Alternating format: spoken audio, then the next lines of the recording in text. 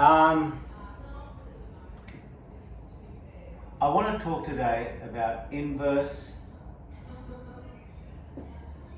trig functions. Mainly the differentiation of inverse trig functions. To do this, we have to start with the idea that we let x equal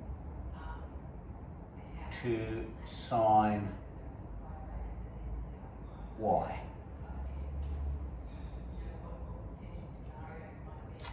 Okay. When we do that and we take the inverse, then it becomes true that y is equal to the inverse sine of x. Now, I could do this one, but reality is I don't want to. I would prefer to do the harder version, which is this.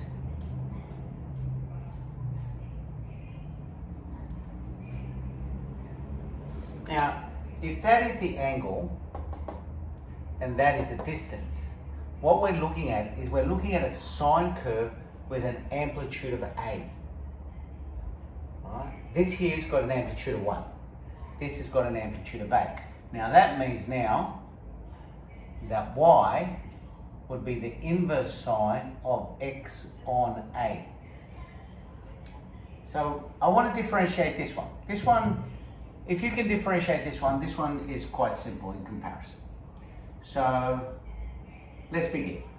If I start with x is equal to A sine y, then it must be true that sine of y is x on A. Now if that is true, we have this setup. That's angle y, that is x, that is A, because it's opposite over hypotenuse. Now that makes that A squared minus x squared by Pythagoras. Easy. We're going to use that later. Okay. Now, since x is equal to A sine y, we can differentiate x with respect to y as A times cos of y. A is just a constant, so it stays exactly the same. That would mean that if I were to now take the reciprocal of both sides, dy dx, which basically means just flip them, is equal to 1 on A cos y. Cos y is adjacent over hypotenuse. So now that makes it equal to this, times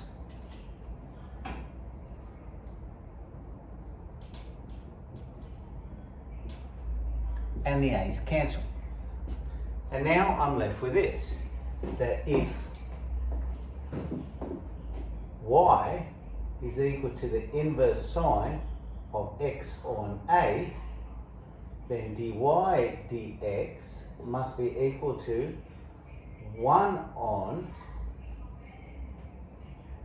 A squared minus x squared. And that's how we differentiate a trig, inverse trig function. Now the implications for integration, or the antiderivative, or the primitive, basically says that this is the only thing that I can now integrate, nothing else. So if I have this,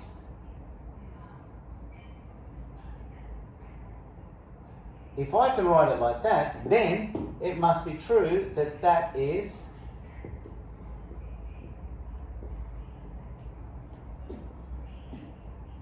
okay.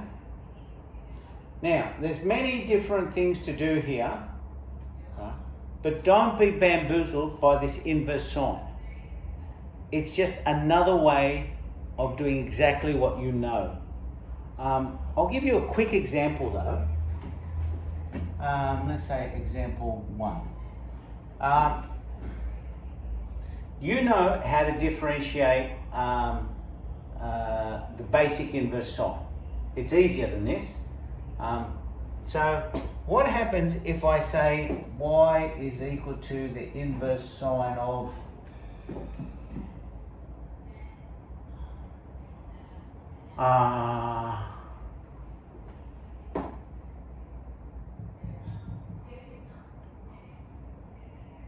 2x plus 1. Actually, let's make it a minus. Now, that doesn't quite fit this, does it? Alright, so what we want to do here is we want to say, we're going to do the chain rule. This is a function of its own accord. It's a function inside a function. So what we would do here is we would say let u equal 2x minus 1.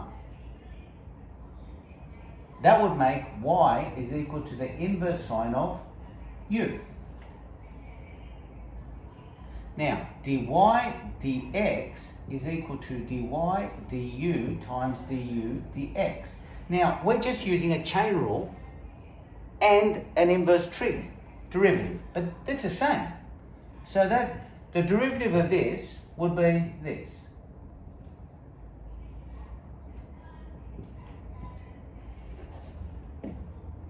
Okay? Now, you would know that from your basic trig, inverse trig. Now, times the derivative of this, that would be 2.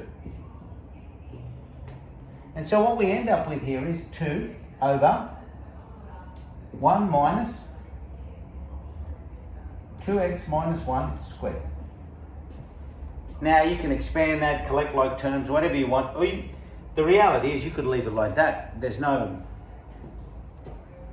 real problem with that at all. Okay, so once you've come across your inverse trig, then everything about it has to mesh with what you already know, whether it's the, product rule, the quotient rule, the chain rule, whatever. It all has to mesh in completely. It has to all come together. Everything you've known now has to apply to this because it's all calculus. Okay.